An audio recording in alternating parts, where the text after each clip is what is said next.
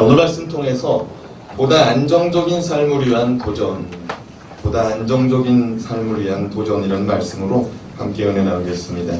룻은 남편과 시아버지를 이룬 후 자신의 고향 모압에서 재혼을 하고 보다 나은 삶을 살 수 있었음에도 불구하고 하나님을 믿는 시어머니와 함께 하나님의 은혜만을 바라보며 살기로 작정하고 고향 땅을 등지고 하나님의 땅 이스라엘로 발걸음을 옮겼습니다. 시어머니와 함께 이 룻이 이스라엘 땅에 도착하였을 때 안타깝게도 그들이 할 수 있는 일들은 아무것도 없었습니다. 가진 것 또한 아무것도 없었기 때문에 그녀들은 살아갈 일이 막막했습니다. 그들이 선택할 수 있는 일은 그저 보리 이삭 줍기, 떨어진 보리밭에 떨어진 이삭을 줍는 일을 할 것이냐 말 것이냐, 그 정도의 선택권밖에 없었습니다. 이때 며느리 룻이 보리 이삭 줍기를 결정하고 보리밭에 나갔습니다. 우연히 도달한 그 밭에 가서 제가 보리 이삭을 주어도 되겠습니까? 허락을 맡으니 그곳에서 일하는 일꾼들이 그렇게 허락해 줍니다. 한참을 줍다 보니 그 밭의 주인이 누구라는 사실을 알았죠? 보아스가 자신의 밭의 추수 상황을 살피러 찾아왔습니다. 이때 드디어 룻과 보아스의 운명적인 만남이 시작되게 되었습니다. 그곳에서 룻은 보아스로부터 보리 추수기 동안 나의 밭에서, 보아스의 밭에서 이삭을 주우라는 보장을 받습니다. 다른 밭에 가지 말고 나의 밭에 머물면서 계속해서 이삭을 주우라. 그리고 일하면서 식사도 보아스로부터 제공받았습니다. 마실 물도 제공받았습니다. 하루 한 날을 마치고 집으로 돌아가기 전 그녀가 주순 보리 이삭을 헤아려 보니 얼마라고 그랬어요? 지난주에? 한 에바라고 그랬습니다. 한 에바는 약 22리터라고 그랬어요. 우리나라 이제 중량으로 환산했을 때 약 17에서 18kg 정도 된다고 그랬어요. 당장 먹을 한 끼 구하러 나갔다가 몇 달 동안 먹을 양식을 누구 밭에서 얻어왔습니까? 보아스의 밭에서 얻어왔습니다. 이것이 은혜다라고 말씀드렸습니다. 이것이 지난 시간까지의 우리가 살펴본 말씀인데, 이렇게 몇 달 동안의 양식을 바깥에서 얻어 돌아왔음에도 불구하고 룻과 나오미의 미래는 불투명했습니다. 몇 달 후에는 어떻게 살아야지? 우리가 보리 추수기가 끝난 다음에는 어떻게 살아야지? 라는 퀘스천이 그들의 머리를 지배하고 있었습니다. 우리 인생은 이렇게 내일을 생각하게 되면 여전히 불안한 것 같습니다. 오늘 지금까지는 그럭저럭 잘 살아온 것 같습니다. 그런데 내일을 생각하고 또 미래를 생각할 때 어떻게 살아야지? 어떻게 살아야지라는 퀘스천이 우리 머릿속에 떠오르게 됩니다. 룻과 나오미는 이러한 현실의 문제를 극복하기 위해 새로운 도전을 하기로 합니다. 자, 그렇다면 보다 안정적인 삶을 살고자 할 때, 보다 안정적인 내일의 삶을 위해 변화를 주고자 할 때 우리는 어떻게 해야 합니까? 첫 번째, 하나님의 뜻을 찾아야 됩니다. 뭐라고요? 하나님의 뜻을 찾아봐야 돼요. 하나님의 뜻은 어디에 있는지, 하나님이 무엇을 원하는지 찾아봐야 된다 이겁니다. 그러나 안타깝게도 룻은 자신을 향한 하나님의 뜻을 알 수 없었습니다. 왜냐? 룻은 초신자였거든요. 아직 하나님의 뜻을 분별할 정도의 성숙한 신앙이 되어지지 못했다 이 말입니다. 그러나 시어머니 나오미는 이방 며느리 룻과 달리 수준이 달랐어요. 하나님의 말씀도 알았고 하나님께 기도할 줄도 알았고 하나님의 뜻을 분별할 수 있는 사람이라 이 말입니다. 1절 말씀, 우리 1절 말씀 같이 한번 읽어보겠습니다. 시작. 룻의 시어머니 나오미가 그에게 이르되 내 딸아 내가 너를 위하여 안식할 곳을 구하여 너를 복되게 하여야 하지 않겠느냐. 시어머니 룻은 며느리와 함께 살면서 늘 며느리 걱정이 한가득이었습니다. 왜냐? 며느리 둘이 있었는데 둘 모두에게 너희 남편이 다 죽었으니 재혼해라. 재혼해. 그래서 너희 새 출발해라. 그래서 며느리 가운데 하나는 다시 재혼했습니다. 그런데 이 룻이라는 며느리는 재혼 안 하고 나는 어머니하고 평생 같이 살다가 어머니 죽는 곳에 나도 그곳에 죽겠다고 말하며 어머니가 믿는 하나님이 내 하나님이고 어머니의 백성이 내 백성이니 어머니 가시는 곳에 나도 함께 가겠습니다 하고 따라왔으니 이거 며느리를 책임져야 되는 상황이 된 겁니다. 그런데 현실적으로 시어머니 나오미는 경제적인 능력도 없고 건강도 그렇다고 튼튼한 분도 아니고 무엇 하나 이 며느리를 책임질 수 있는 여건이 아니었습니다. 이러한 때에 이 나오미가 생각해낸 것이 무엇이냐. 우리 며느리 안식할 곳이 있으면 좋겠다. 이 말은 무슨 말이냐면 지금 살고 있는 곳이 임시거처라 이 말입니다. 그 주인이 나가라고 하면 나가야 될 처지의 집이라 이 말이에요. 그 언제 주인이 나가라고 할지 모르니 우리 며느리 나 죽어도 편안하게 살 수 있는 집 한 채 있으면 좋겠다. 마음 편히 쉴 곳이 있으면 좋겠다. 그런데 집을 마련하려면 돈이 있어야죠. 삶이 막막한 겁니다. 이 며느리에게 가장 좋은 길은 새로운 남편을 만나 새로운 가정을 이루어 살면 되는 것인데 이 며느리가 극구 부인하고 쫓아왔으니 걱정입니다. 그러는 가운데 어젯밤에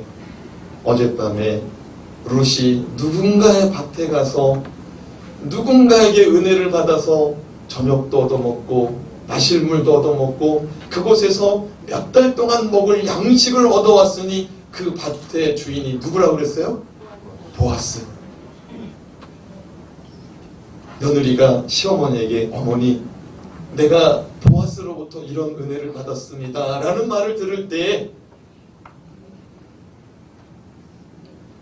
이 시어머니 나오미의 머릿속에는 혹시 이 보아스가 하나님이 우리에게 주신 은혜? 이런 질문을 하게 됩니다. 사랑하는 여러분, 혹시 이것이 하나님의 뜻이 아닐까? 혹시 하나님이 보아스를 통해서 은혜 주시려는 것이 아닐까? 이 질문 때문에 룻과 나오미는 인생 가운데 변화가 나타나기 시작합니다. 사랑하는 여러분, 우리의 삶 속에서 하나님이 우리와 함께 하심을 믿으십니까? 임마누엘 하나님을 믿으십니까? 내가 너희와 항상 함께 있으리라는 주의 말씀을 믿으십니까? 여러분, 이 말씀을 믿어야 하나님의 은혜를 경험할 수가 있습니다. 우리가 잘 아는 헨리 블랙가비 목사님, 침례교 목사님이신데 캐나다에서 우리 목회하신 분이십니다. 얼마 전에 오셨던 우리 임진영 목사님, 우리 한국의 우리 침례교 신학교 졸업하고 우리 캐나다에 가셔서 또 침례교 신학하셨는데 그곳의 학장이 누구냐? 헨리 블랙가비 목사님이세요. 이 헨리 블랙가비 목사님이 쓰신 책 가운데 우리에게 낯익은 책이 있는데 그 책이 뭐냐면 하나님을 경험하는 삶입니다. 뭐라고요? 하나님을 경험하는 삶. 이제 우리가 내년도에 하나님의 경험하는 삶의 과정을 오픈하려고 합니다. 우리 자리에도 저와 함께 하나님을 경험하는 삶 과정을 같이 나눈 분들이 많이 계신데 너무나 귀한 책이에요. 이 책에서 하나님을 경험하기 위한 7가지 실제적인 방법을 제시합니다. 몇 가지 방법이라고요? 7가지. 제가 한번 다 설명해 줄 수는 없고 7가지 실제적인 방법 제가 한번 읽어보도록 하겠습니다. 첫째, 하나님은 항상 당신의 주위에서 일하고 계십니다. 둘째, 하나님은 당신과 실제적이고 개인적이며 지속적인 사랑의 관계를 추구하십니다. 셋째, 하나님은 당신이 그분의 일에 참여하도록 당신을 초청하십니다. 하나님은 하나님 자신과 자신의 목적과 길을 보여주기 위하여 성령님에 의해 성경, 기도, 환경과 교회를 통해서 말씀하십니다. 다섯째, 하나님의 부르심은 항상 당신을 믿음의 갈등으로 몰아넣고 결단과 그에 따른 행동을 요구합니다. 여섯째, 당신은 하나님의 역사에 참여하기 위해서 당신의 인생을 하나님의 뜻에 맞게 조정해야 됩니다. 당신이 하나님께 순종하고 하나님이 당신을 통해서 그분의 일을 성취하심으로 말미암아 당신은 하나님을 경험하게 될 것입니다. 무슨 말을 했는지 기억이 안 나죠? 하나씩 천천히 설명을 해줘야 되는데, 이 7가지 방법의 첫 번째 단계의 시작이 무엇이냐? 따라합시다. 하나님은 항상 당신의 주위에서 일하고 계십니다. 다시 바꿔서 한번 읽어볼까요? 하나님은 항상 내 주위에서, 내 주변에서 일하고 계십니다. 이걸 인정할 때, 이 첫 번째 단계를 인정할 때 하나님을 경험할 수 있다는 거예요. 믿습니까?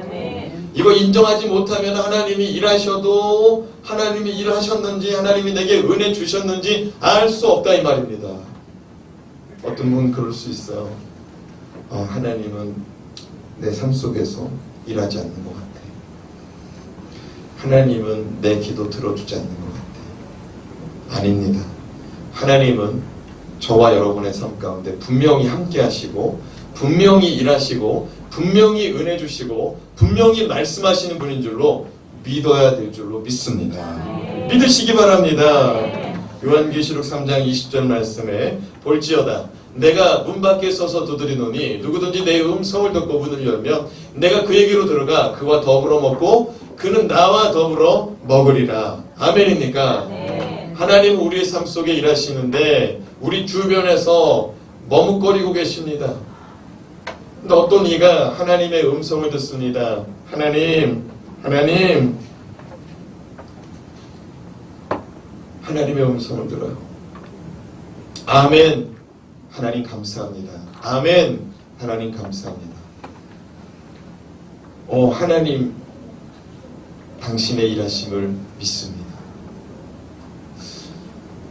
어떤 성도님이 이렇게 하나님의 말씀을 들을 때 하나님의 내게 주시는 말씀으로 받고 어떤 작은 일들이 일어날 때 이 일들이 하나님이 일하시는 것이라고 믿을 때 하나님 우리의 삶에 들어와서 개입하신다는 거예요. 믿습니까?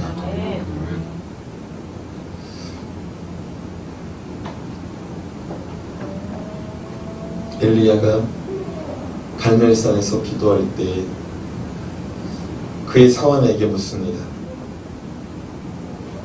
비가 올 것 같으냐? 구름이 일어났느냐? 아니요. 다시 기도합니다. 비가 올 것 같으냐? 징조가 있느냐? 구름이 일어났느냐? 아니요. 다시 가봐. 다시 가볼 때 저 바다 끝에서 얼만큼의 구름이 일어났다고 그랬습니까? 주먹만한, 손바닥만한 구름이 일어났다고 그랬습니다. 엘리야 주의 종이시여 손바닥만한 구름이 일어났습니다. 그때 엘리야가 뭐라고 말합니까? 큰 비가 올 것이다. 큰 비가 올 것이다. 하나님의 큰 은혜가 임할 것이다. 사랑하는 여러분, 우리의 삶의 자리 가운데 우리 7가지 하나님을 경험하는 실제적인 방법 속에서 뭐라고 그랬냐면 하나님은 교회를 통하여, 환경을 통하여, 사람을 통하여, 말씀을 통하여 말씀하시고 일하신다고 했어요. 무슨 말이냐면 듣고자 하는 자는 듣게 되고 보고자 하는 자는 보게 되고 알고자 하는 자는 깨닫게 된다는 것입니다. 근데 사람들이 보지 않으려고 하고 듣지 않으려고 하고 알고자 하는 마음도 없기 때문에 하나님의 뜻을 알 수가 없는 거예요. 사랑하는 여러분, 얼마만큼 하나님께 묻고 있습니까? 얼마만큼 하나님께 기도하며 얼마만큼 하나님의 말씀을 가까이 하며 하나님의 뜻을 알고자 하십니까? 하나님의 큰 은혜는 사모하면서도 하나님의 쌓이는 구하면서도 관심 갖지 않고 하나님 어떻게 하면 좋을까요? 물으면서도 그냥 하늘에서 무엇인가 뚝 떨어지기만은 바라죠. 엘리야는 계속 관찰하는 거예요. 환경을 살펴보는 거예요. 어떤 변화가 있는지. 여러분이 어떤 기도를 하고 어떤 목적을 놓고 어떤 것을 결정해야 되는데 그 하나님의 뜻을 알고자 하는데 몰라요? 그러면 영적으로 민감해져야 됩니다. 뭐라고요? 영적으로 민감해져야 돼요.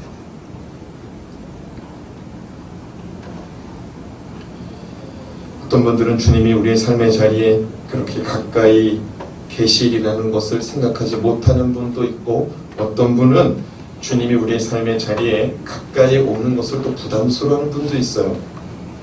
주님 불편해요. 이런 자리는 좀 알아서 빠져주시면 안 됩니까? 왜 이렇게 주님 저의 삶의 자리에 충만한 임재로 역사하십니까? 뒷골이 뻐근해요. 누가 쳐다보는 것 같아. 하나님, 이런 자리는 좀 빠져주세요. 사랑하는 여러분, 우리가 이런 마음 갖고 이런 태도 가지면은 주님 우리의 삶의 자리에서 적극성을 지닐 수가 없습니다. 주님은 인격적인 분인 줄로 믿으시기 바랍니다. 우리도 자녀들에게 하지 말아라 하지 말아라. 자녀들이 하지 않습니다. 이리 오너라 이리 오너라 그러면 자녀들이 또 오지 않습니다. 주님도 마찬가지입니다. 원하지 않는데 다가서지 않습니다. 왜? 하나님의 자녀된 우리가 불편해하니까. 부모가 아무리 좋은 것을 준비해놓고 자녀 보고 오라 그래도 자녀가 안 오면 줄 수가 없지 않습니다. 나오미는 보아스가 자신의 집안의 기업 물을 자가 아닌가라는 생각 속에 주님의 뜻을 확인하고자 합니다. 왜요? 우연히 찾아간 밭이 보아스였고 때마침 누가 왔다고 그랬어요? 보아스가 왔다고 그랬는데 그가 산자와 죽은 자에게 은혜 베풀기를 그치지 아니하였다라고 지난 시간에 성경은 말씀했습니다. 산자는 누굽니까? 룻과 나오미. 죽은 자는 누구였습니까? 엘리멜렉이었습니다. 보아스는 늘 은혜를 베풀던 사람이었어요. 그런데 오늘 이번에도 우리 집안에게 은혜를 주시다니 크리스천이 들었어요. 혹시 하나님이 예비하신 은혜? 2절 말씀 같이 읽어보겠습니다. 2절 말씀 시작. 내가 함께하던 하녀들을 둔 보아스는 우리의 친족이 아니냐. 보라, 그가 오늘 밤에 타작마당에서 보리를 까불리라. 네가 만난 보아스는 우리의 뭐랍니까? 친족이랍니다. 우리가 지금 룻기에서 계속해서 이야기하는 게 뭐예요? 기업 물을 자에 대해서 이야기했습니다. 가까운 친족이 기업 물을 대상이라고 말씀드렸습니다. 그런데 그가 오늘 집에 가지 않고 타작마당에서 무엇 한답니까? 보리를 까불는답니다.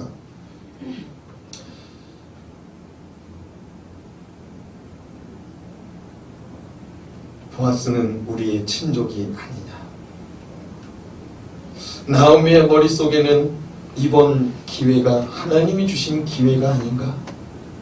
근데 보아스를 다시 만날 수 있을지 없을지는 보장이 없습니다. 왜냐? 오늘 밤에 타작마당에서 보리를 까부르거든요. 이건 무슨 말이냐면 이제 추수 다 끝났다 이 말입니다. 이 추수한 거 가지고 집에 돌아가면은 이제 보아스를 다시 만난다는 것은 어려운 일이에요. 그 집에 직접 찾아가지 않는 이상. 근데 오늘 밤에 나오미는 하나님이 주신 기회인지 살펴보고자 하는 것입니다. 오늘 밤이 하나님이 주신 기회가 아닌가. 나오미는 영적 민감함, 영적인 안테나를 세우기 시작한 것입니다. 사랑하는 여러분, 주님은 우리의 삶의 자리에서 지금도 일하시고, 주님은 지금도 나에게, 우리에게 말씀하시는 하나님인 줄로 믿으시고, 하나님이 내게 보여주시는 사인, 하나님이 내게 주시는 말씀, 하나님이 내게 가르쳐 주시는 뜻을 분별할 수 있는 저와 여러분 되시길 주님의 이름으로 축원합니다. 둘째로, 무엇보다 하나님의 말씀을 의지해야 됩니다. 무엇보다도 하나님의 말씀을 의지하시는 저와 여러분 되시기 바랍니다.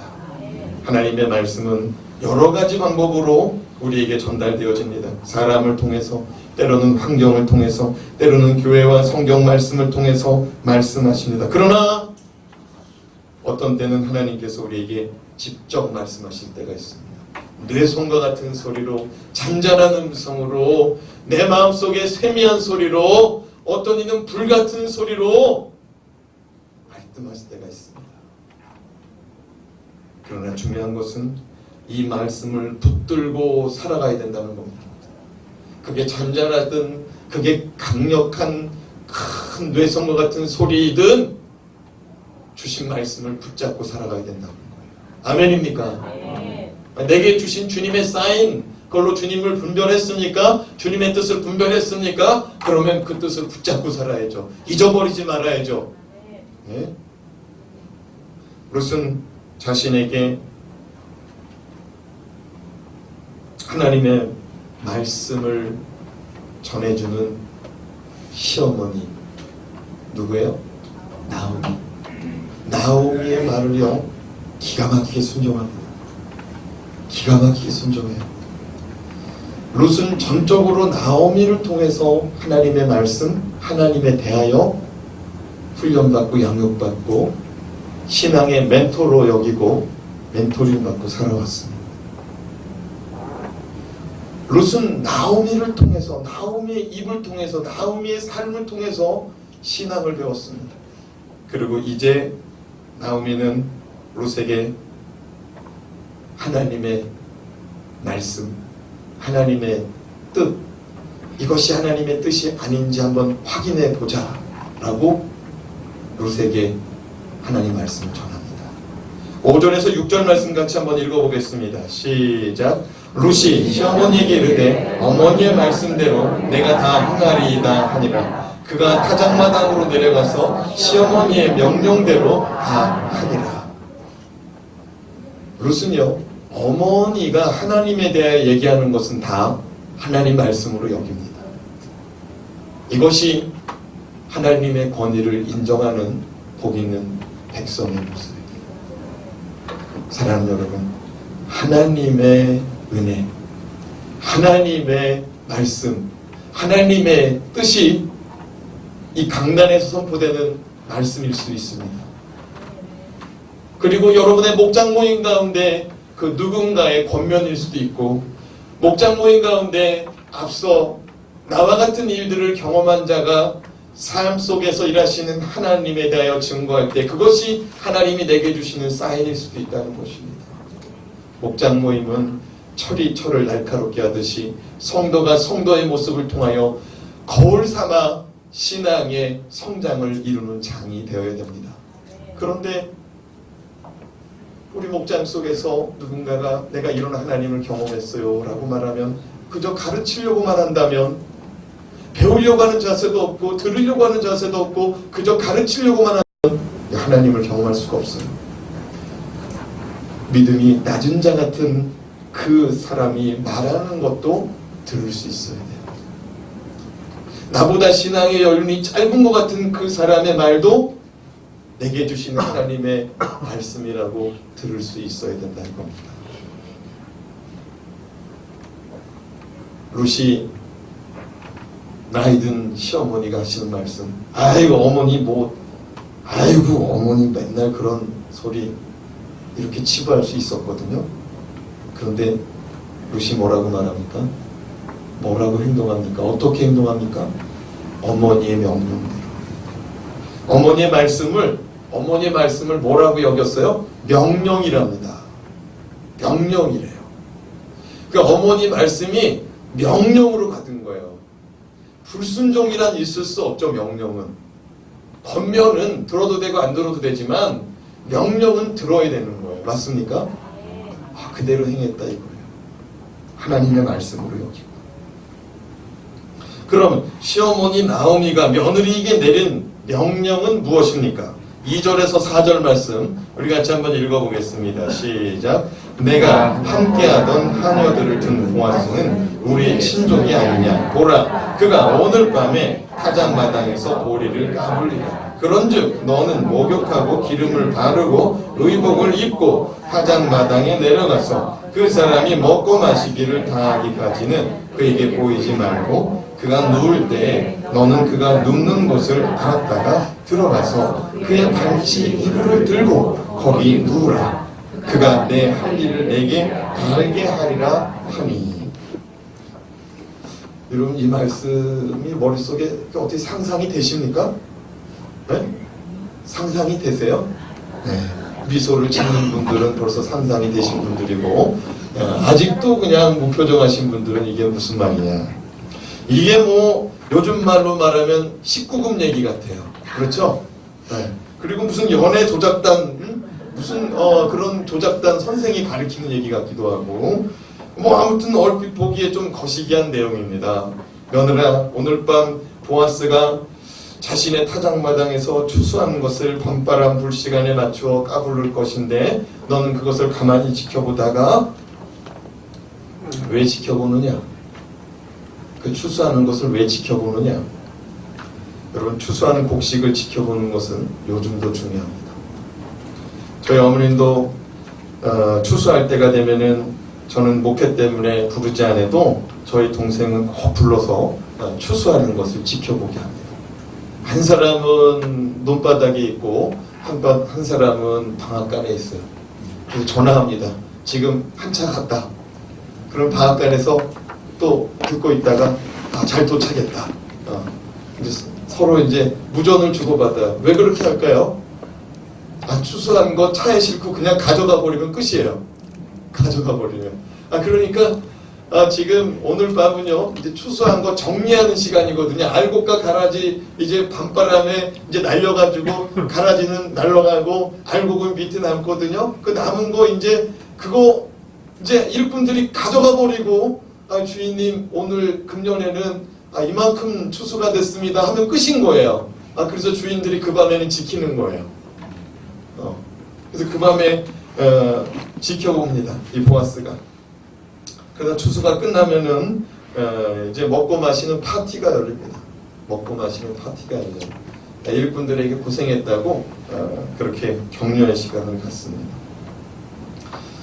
근데 며느리에게 뭐라고 당부하냐면은 며느라 너는 그때까지 목욕하고 기름 바르고 의복을 입어라. 이게 무슨 말이냐면 요즘 말로 하면 꽃단장하라는 얘기예요. 꽃단장하라는 얘기. 보아스 만날 준비하라는 거예요. 낮 동안에 목욕 재개하고 기름 바르고 향수 바르고 머리에다가는 요즘에 또 유행하는 오일이 있다면서요. 아르간 오일? 어제 어떤 집사님 만났는데 그게 좋다고 또 열변을 토하고 가시더라고. 그런데 그거 바르면 피부도 좋고 얼굴도 좋아진대요.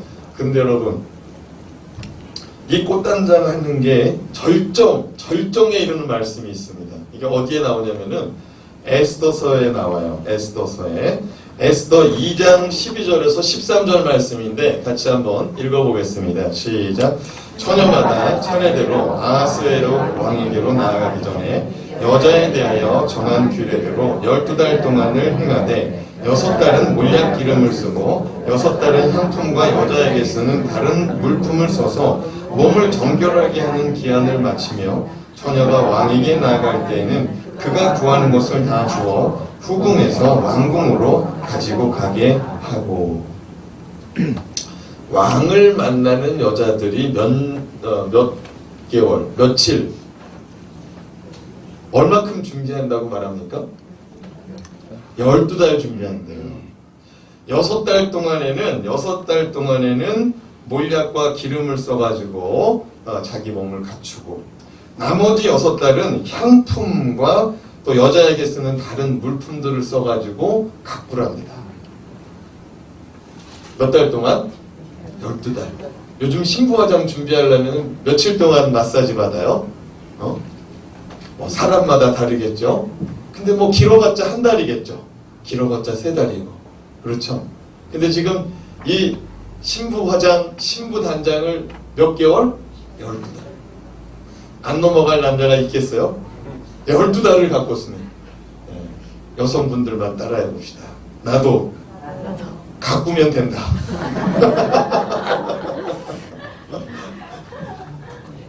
가꾸시기 바랍니다. 가꾸시기 바랍니다. 아유, 에스더는요, 왕 만나려고, 아니, 1년을 가꿨다는 거예요. 1년을 가꾸면, 뭐, 안 될 여자가 어딨어요. 안 될 여자가 어딨어. 다 돼요, 다 돼. 네. 그런데, 이렇게 신부단장을 며느리한테 하라는 거야. 며느리한테 하라는 거야. 그리고 어떻게 하래요?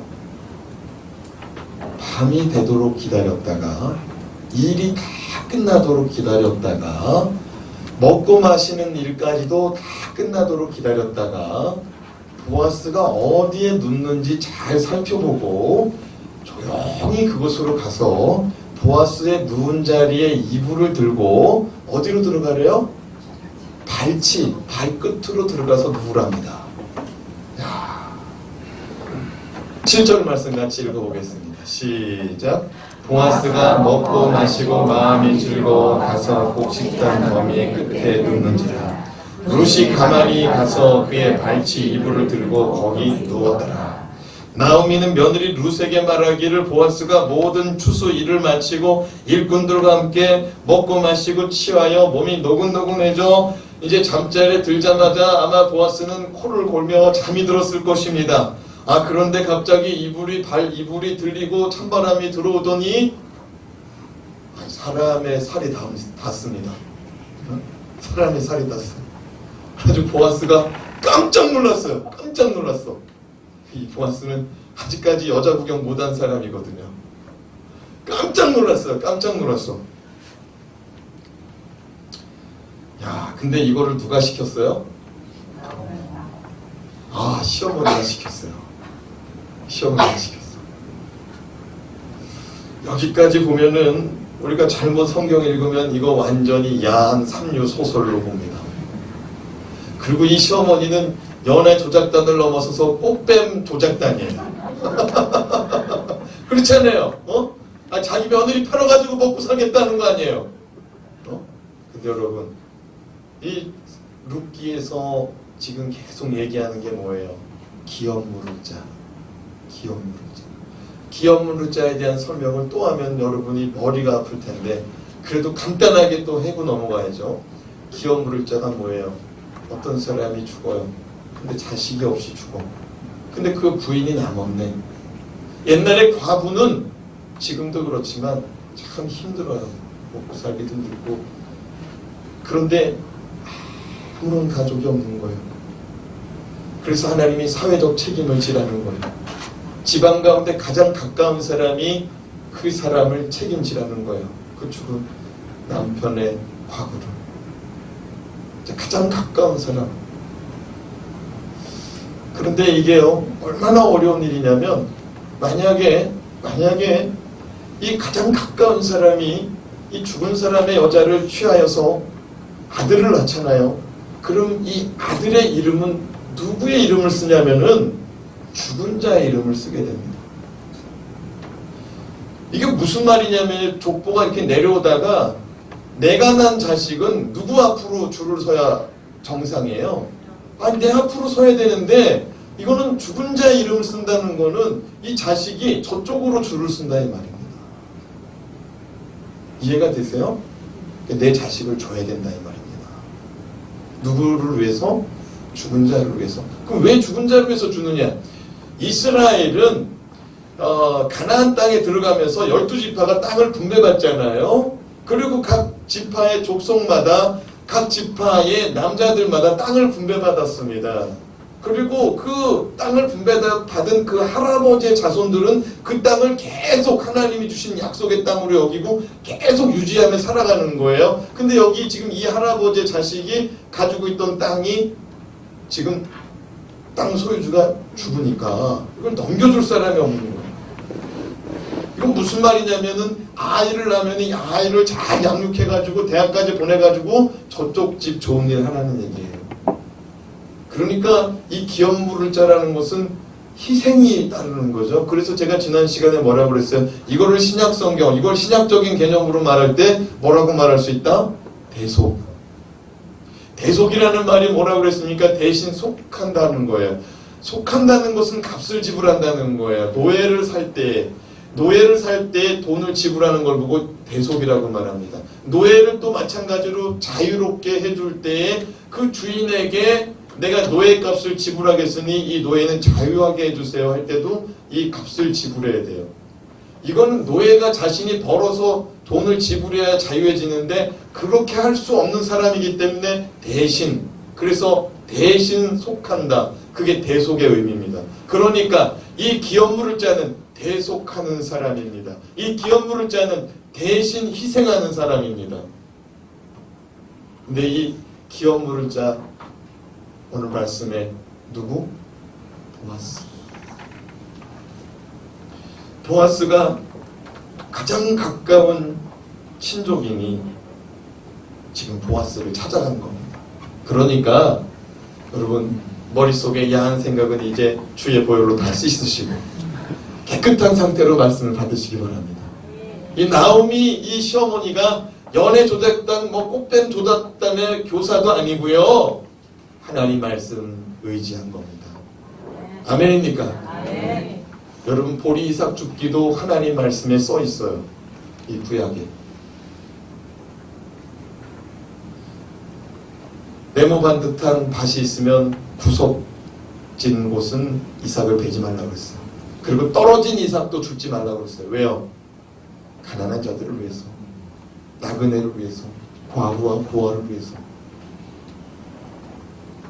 그러니까 그 말씀 붙들고 자신의 삶에 터전은 없지만 길거리로 나간 거예요.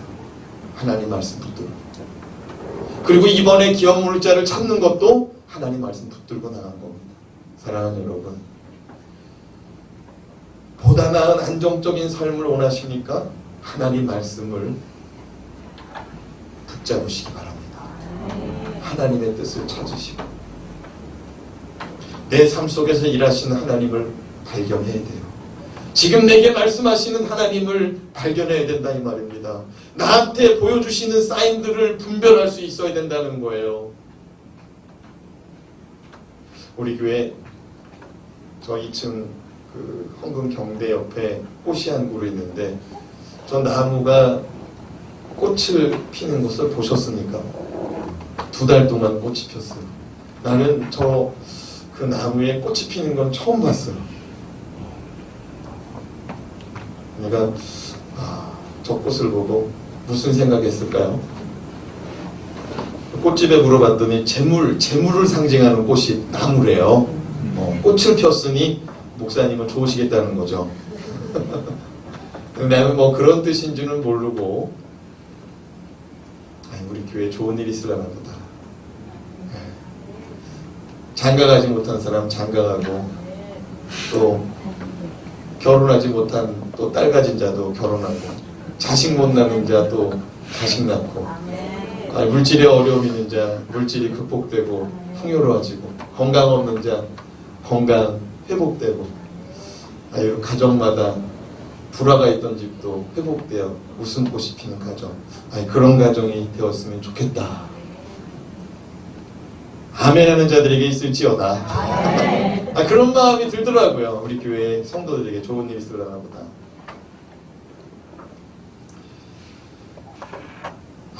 룻이 시어머니 나오미의 분부대로 보아스가 잠든 이불 속으로 들어갔는데 보아스가 깜짝 놀라요.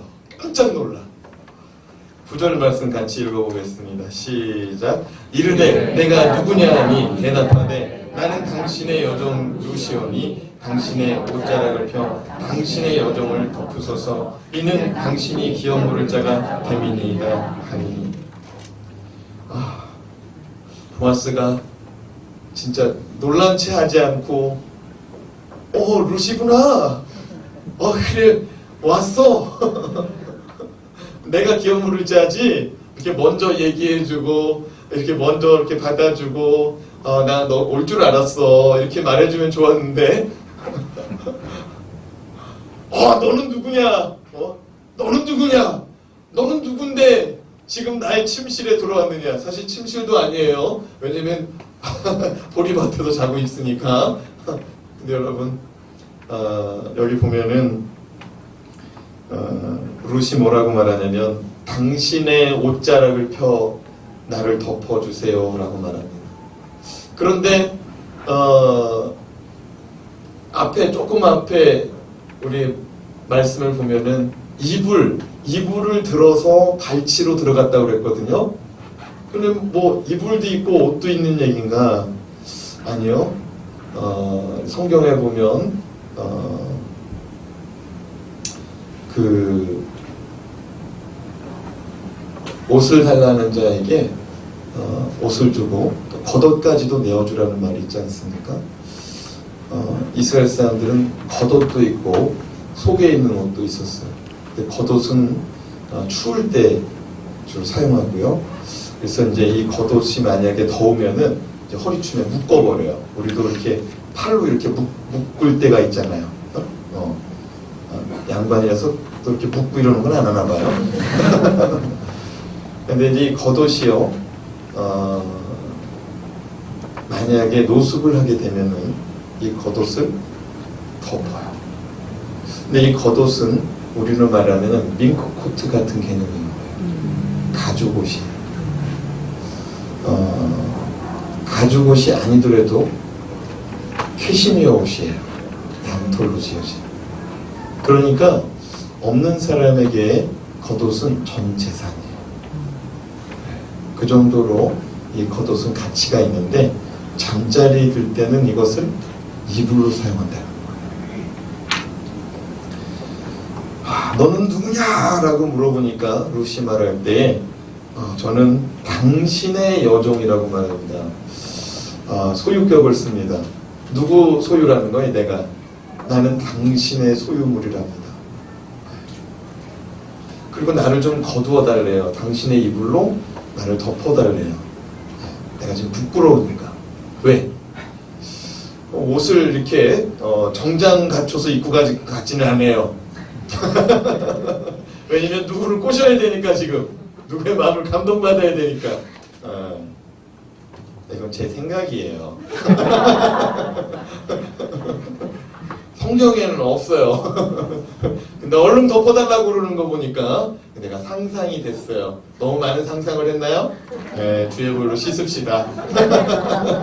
깨끗한 상태에서 말씀을 다시 받읍시다. 그런데 룻의 입장에서 한번 좀 섰으면 좋겠어요. 룻의 입장에서.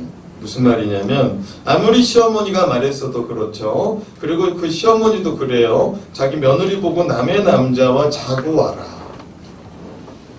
남의 남자와 자고 와라. 외간 남자 자는 곳으로 가서 그가 덮고 있는 이불을 살며시 들고 그 속으로 들어가 누웠는데 그 남자가 깜짝 놀라요. 안 그래도 룻도 지금 불안불안한 마음 가지고 갔을 텐데 여러분 처음 보는 남자와 잠자리 드는 게 편할까요? 그렇지 않아요. 그래도 이 여자는 재혼을 안 하기로 한 여자였어요. 아무리 이방 여자고 그곳에 자기를 아는 사람이 없고 캄캄한 밤이라 할지라도 이 룻은 마음이 편하지 않은 상태였어요.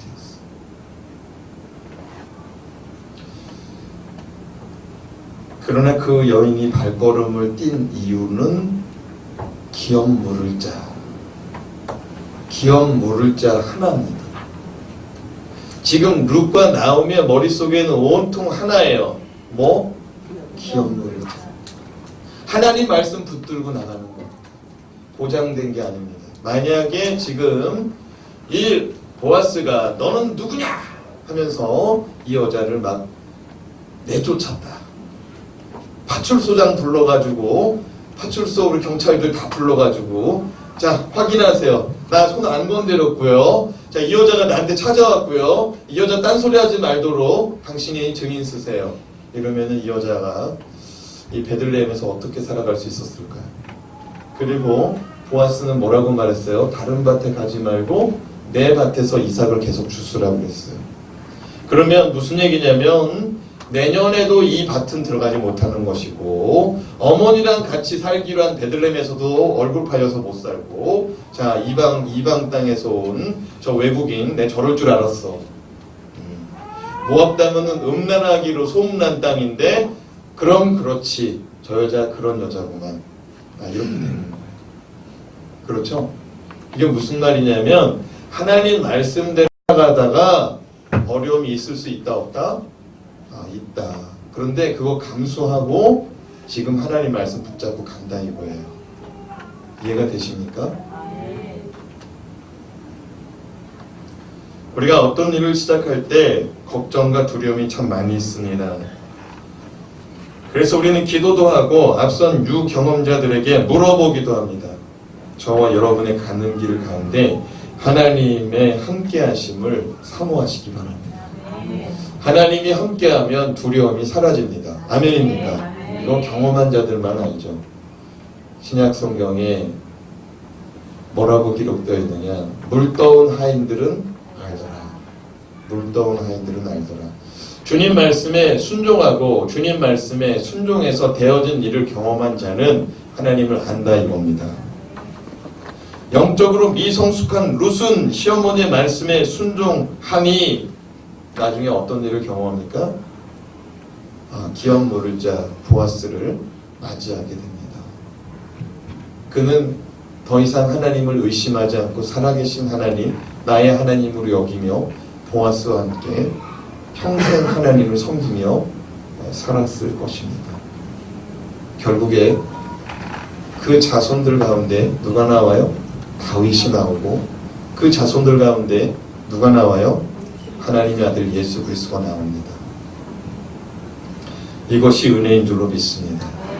지나고 나면 하나님의 뜻은 더욱 선명하게 하나님의 섭리는 분명하게 우리의 삶의 자리에 나타날 줄로 믿으시고 인내하시고 하나님 말씀 붙잡으시길 주님의 이름으로 축원합니다. 어려워도 붙잡으시기 바랍니다. 마지막으로 당장 눈앞의 것을 넘어 멀리 내다볼 수 있는 믿음의 눈이 되어야 됩니다.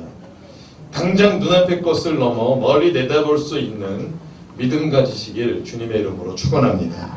10절에서 11절 말씀 읽겠습니다. 시작. 그가 이르되 내 딸아 여호와께서 내게 복 주시기를 원하노라. 내가 가난하건 부하건 젊은 자를 따르지 아니하였으니 내가 베푼 이내가 처음보다 나중이 더하도다. 이거 누구한테 하는 얘기냐면 보아스가 룻에게 하는 이야기인데 이 말씀을 보면 내 딸아 여호와께서 너에게 복 주시기를 원하노라 라고 말합니다. 당신의 여종 룻입니다 라고 말하니까 그 말을 들은 보아스가 하는 말이 내 딸아 라고 말합니다. 자, 우리는 생각해 볼 필요가 있어요. 자, 지금 보아스도 총각이고 이 룻도 이제 재혼할 수 있는 상태 여자인데 보아스가 룻에게 뭐라고 말하면 내 딸아라고 말합니다. 내 딸아. 근데 이 표현은 룻기를 보면은 시어머니 나오미가 누구한테도 이 표현을 써요? 룻에게 며느리한테 내 딸아라고 말합니다. 자, 그럼 상식적으로 보아스가 나이가 많다 적다? 많다. 누구랑 비슷할 것이다? 나오미하고 비슷할 것이다. 네. 왜? 나오미가 봤을 때도 자식 같거든요. 근데 보아스가 봤을 때도 내가 지금 와이프가 없어서 그렇지 내가 일찍 결혼했으면은 내가 뭐예요? 너만은? 이런 얘기인 거예요.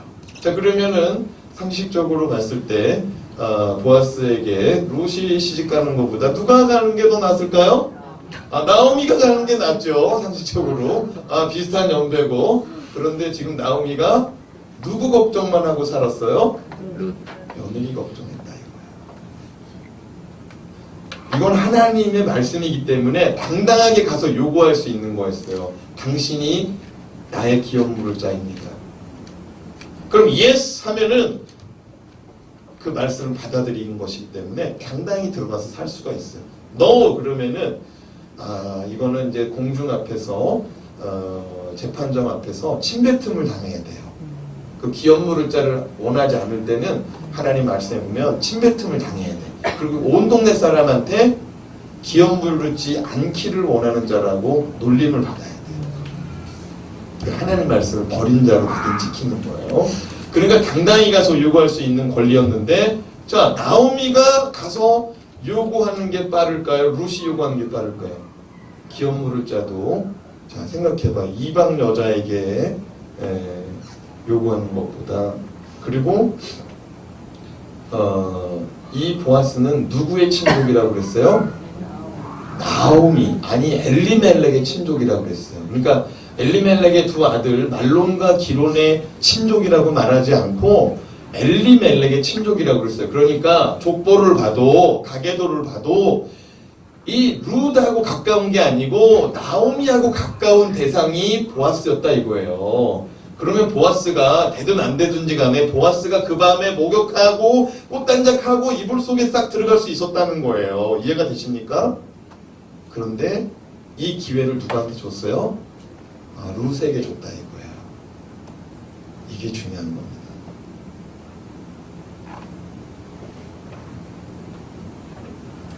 그런데 왜 이렇게 할 수 있었느냐? 왜 이렇게 할 수 있었느냐? 이 나오미가 자기의 유익으로 해서 살지 않았다는 거예요. 자기 눈앞에 있는 유익으로 해서, 자기 눈앞에 있는 이익으로 해서 살지 않았다는 거예요. 근데 우리가 살아가면서 왜 실수하느냐? 우리가 살아가면서 왜 실수하느냐? 나의 이익 때문에 그래요. 어떤 중요한 결정에 있어서도 그 결정을 내리는 가운데 나의 유익과 타인의 유익과 내가 이익을 볼 때 누가 피해를 보느냐, 내가 양보하면 누가 이익이 있느냐, 이렇게 접근하면은 일이 잘 풀립니다. 그리고 고민할 필요도 없습니다. 근데 내가 조금 더 가지려고 하니까 일이 어그러지고, 나중에는 그가 동업자였다가도 등 돌리고, 나중에는 같이 살던 사람도 등 돌리는 거예요. 저는 부모 유산 때문에 형제들끼리 칼부림하는 것을 보지는 못하고 들었어요.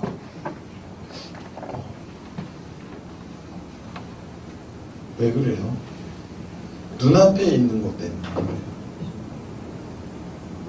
사람은 돈 갖고 살아가지만 사람은 돈이 전부가 아니잖아요.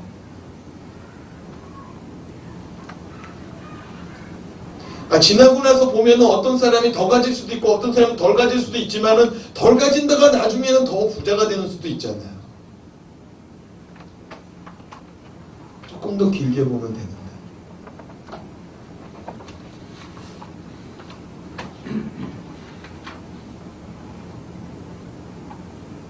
우리 교회 나오는 성도님 가운데 오늘 어떻게 연락 없이 빠지셨네. 우리 교회 나오는 성도님 가운데 이제 공무원 생활 마치고 은퇴 자금 가지고 편안하게 쉬면서 살 수 있는데 저 멀리 부산에서 여기까지 이사 온 분이 있습니다. 딸의 앞길을 위해서 이사 왔어요. 자신들의 인생도 있지만 딸의 인생이 당신들보다 편안하기를 바라는 마음으로 다 정리하고 다 팔고 이사 왔습니다. 다시 한번 10절 말씀 읽어볼까요? 다시 한번 10절 말씀 시작. 그가 이르되 내 딸아 여호와께서 내게 복 주시기를 원하노라. 강한 공부하다 젊은 자를 따르지 않았으니 내가 뱉은 이내가 처음보다 나중이 더하도다.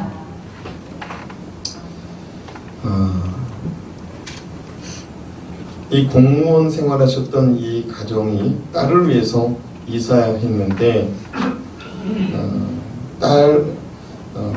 우리 우리가 이제 10절 말씀 읽었는데 제가 1절 말씀을 읽어야 되는데 잘못 읽었어요. 1절 말씀 죄송합니다. 1절 말씀 한 번 더 읽을게요. 시작. 룻의 시어머니 나오미가 그에게 이르되 내 딸아 내가 너를 위하여 안식할 곳을 구하여 너를 복되게 하여야 하지 아니하느냐. 그러니까 이 공무원 생활하셨던 이 부모도 딸을 위해서 지금 딸의 안정된 삶을 위해서 올라왔는데 시어머니 나오미도 룻을 위해서 지금 편안한 삶을 안식할 곳을 제공하기 위해서 지금 자기가 보아스에게 찾아가지 않고 지금 양보한 겁니다. 그런데 우리 10절 말씀 다시 한번 열어주시면 좋겠는데요. 그 말씀에 보면은 보아스가 룻에게 이렇게 말합니다. 너는 가난할 때나 부할 때나 젊은 자를 따르지 아니하였도다.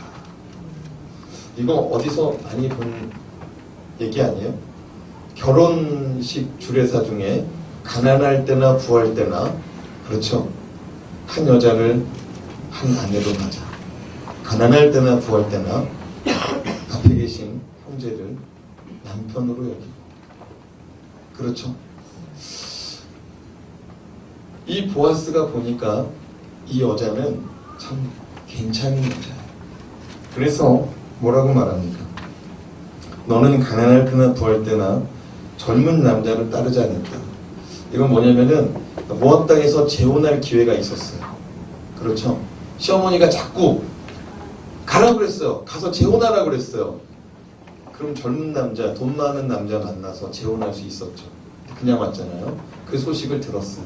근데 지금 보아스는 젊어요, 늙어요?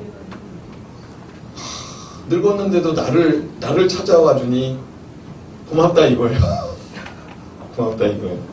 그리고 네가 너의 집안, 시어머니 집안, 나오미 집안이 베들레헴에서 떠날 때 재산을 다 정리해서 부할 때 떠났다. 그리고 돌아올 때는 가난해져서 돌아왔다고 성경에 기록하지 않습니까? 그러니까 이 나오미, 엘리멜렉 이 시부모가 있을 때는 굉장히 부유한 집안이었어요. 외국 사람임에도 불구하고 모압 땅에서. 근데 부유할 때 자신들이 시집 왔는데 가난해졌잖아요.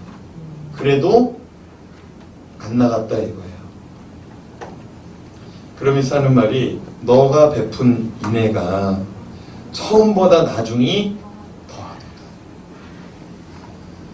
따라합시다. 주여, 우리의 인생이 은혜가 갈수록 넘치게 하옵소서. 이건 무슨 말이냐면은 주님께서 우리에게 주시는 은혜 말고 우리가 다른 사람에게 베푸는 은혜를 멈추지 말라 이거야. 더 베풀라 이거야. 너는 그런 여자라는 거야. 그래서 이런 여자를 성경에 있는 단어로 들었으면은 어떤 단어가 있을까요? 현숙한 여인. 11절 말씀 같이 읽어보겠습니다. 11절 시작. 그리고 이제 내 딸아 두려워하지 말라. 내가 내 말대로 내게 다 행하리라. 내가 현숙한 여자인 줄을 나의 소속 백성이 다 아느니라. 어떤 여자? 현숙한 여자. 야, 우리 교회는 벌써 현숙한 여자가 있어. 이름이 한현숙이야. 한현숙 한다니까요. 근데 이 현숙하다라는 단어가 보아스를 뭐라고 표현했냐면 그는 유력한 자라고 그랬거든요. 유력한 자. 이 유력한 자와 현숙한 자는 같은 단어입니다. 근데 우리 옛말에 이런 말이 있어요. 유유상종. 그리고 보아스 괜찮은 남자예요? 안 괜찮은 남자예요? 룻 괜찮은 여자예요? 안 괜찮은 여자예요? 이런 남녀가 만난 걸 무슨 만남? 천생연분의 선남선녀. 정말 괜찮은 사람들의 이 만남이 지금 시작되고 있습니다. 그러면서 오늘 말씀 11절 잘 봐요. 그리고 이제 내 딸아 뭐라고 말합니까? 그러니까 이게 성경에 두려워하지 말라 그러면은 어떤 상태였다는 거예요? 두려워하는 상태였다는 거예요. 성경을 읽어봐요. 두려워하지 말라. 하나님이 많이 말씀하시거든요. 모세가 죽은 다음에 여호수아가 이스라엘 백성들 이끌고 나가려고 하는데 그때 하나님이 뭐라고 말씀하시냐면 두려워 말라 그래요. 두려워하고 있다는 거죠. 아마도 이 딸과 같이 보이는 룻이 어쩌면 덜덜덜덜 떨었을 것 같아요. 덜덜덜덜 떨었을 것 같아요. 왜? 밤에 그 낯선 남자의 품 안으로 들어가는 것도 힘든데 이 들어가려고 그러는데 남자가 너 누구야? 그런 거예요. 자기도 놀래고 당사자도 놀래고 막 여기서 더 소리 지르면 저기 한 일꾼들이 막 와가지고 주인님 무슨 일입니까? 그랬는데 아이고 이 여자가 우리 주인님 꼬실라제이션하고 왔구나. 이 꼬실라제이션 하러 왔구나 막 그러면서 뛰어놀라고 하고 너무 무서운 거예요. 보아스가 두려워 말아라. 두려워 말아라. 상상이 되십니까? 그러고 말합니다. 룻아, 네가 현숙하다는 건 이 성읍의 모든 사람이 알고 나도 안다. 그러니 걱정하지 말아라. 지금 밤이니까 내 곁에서 그냥 머물러라. 그리고 내일 아침 날이 밝으면 나는 나보다 더 가까운 친척이 있다. 너의 시아버지보다 내가 더 가까운 친척이 있는 걸 아는데 내가 그 사람에 가서 먼저 물어보고 그 사람이 거절하면 내가 널 책임지겠다. 이렇게 말해요. 말씀 한번 같이 읽어봐요.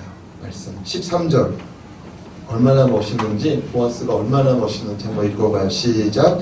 이 밤에 여기서 머무르라. 아침에 그가 기업 물을 자의 책임을 내게 이행하려 하면 좋으니 그가 그 기업 물을 자의 책임을 행할 것이니라. 만일 그가 기업 물을 자의 책임을 내게 이행하기를 기뻐하지 아니하면 여호와께서 살아계심을 두고 맹세하노니 내가 기업 물을 자의 책임을 내게 이행하리라. 아침까지 누워 있을지니라 하는지라. 이게 무슨 말이냐? 지금 이 여자를 끌어안겠다는 거야? 앉지 않겠다는 거야? 앉지 않겠다는 거야. 왜? 나보다 더 가까운 친척이 있다는 거야. 그래서 그 사람이 거절하면 내가 너를 책임질게. 그러니까 너 걱정하지 말고 밤이 늦었어. 지금 돌아가는 길도 위험하다. 날 밝을 때 돌아가라는 거야. 이 남자 멋있어요? 안 멋있어요? 네? 여러분에게 만약 이런 기회가 찾아오면 어떻게 할 거예요? 여러분에게 이런 기회가 찾아오면 어떻게 할 거예요? 사랑하는 여러분, 눈앞에 있는 자기 이익에 눈이 멀면 이게 하나님이 기뻐하시는 일인지 이게 하나님이 싫어하는 일인지 이게 누군가에게 피해가 갈지 몰라요. 저는 그냥 자는데 누가 왔어요. 근데 거부할 권리도 있잖아.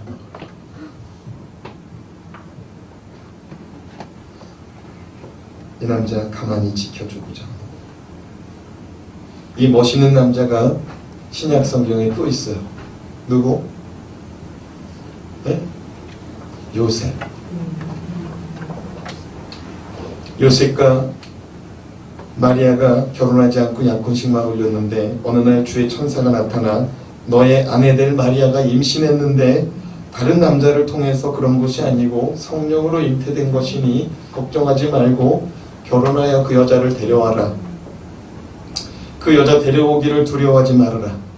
요셉은 하나님의 말씀에 의지하여 마리아 데려오기를 두려워하지 않고 마리아를 아내로 맞이합니다. 그런데 놀라운 사실은 마태복음 1장 25절 말씀입니다. 같이 읽어보겠습니다. 시작. 아들을 낳기까지 동침하지 아니하더니 나음의 이름을 예수라 하니라. 여러분, 이거 대단한 겁니다. 결혼했어요. 자기 여자입니다. 그런데 어떻게 했대요? 동침하지 않는데. 여러분, 정말 사랑하면, 정말 하나님 앞에서 살아가면 지킬 건 지키는 줄로 믿습니다. 목사님, 저는 뭐 이제 뭐 지킬 수도 없고 뭐 버릴 수도 없는 그런 사람인데요. 걱정하지 마세요. 지금서부터 하나님의 말씀을 생명과 같이 여기시기 바랍니다.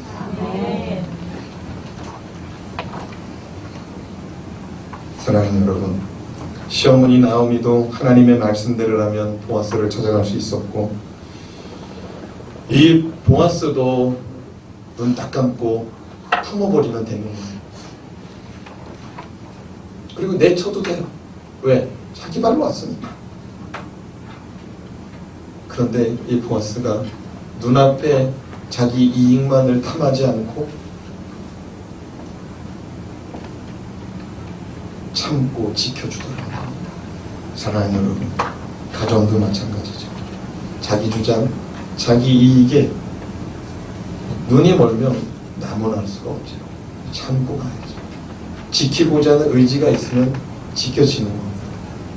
직장 생활도 마찬가지고, 사업도 마찬가지고, 우정도 마찬가지고, 형제자매도 마찬가지고, 자기 이익을, 눈앞에 있는 것을 넘어설 수 있는 저와 여러분 될 수 있기를 바랍니다.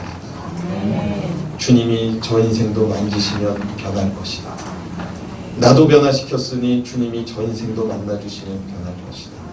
내 인생의 삶이 지금 여기에 멈춰서는 것이 아니라 내 인생의 삶도 주님이 만지시면 변할 것이다. 아멘입니까?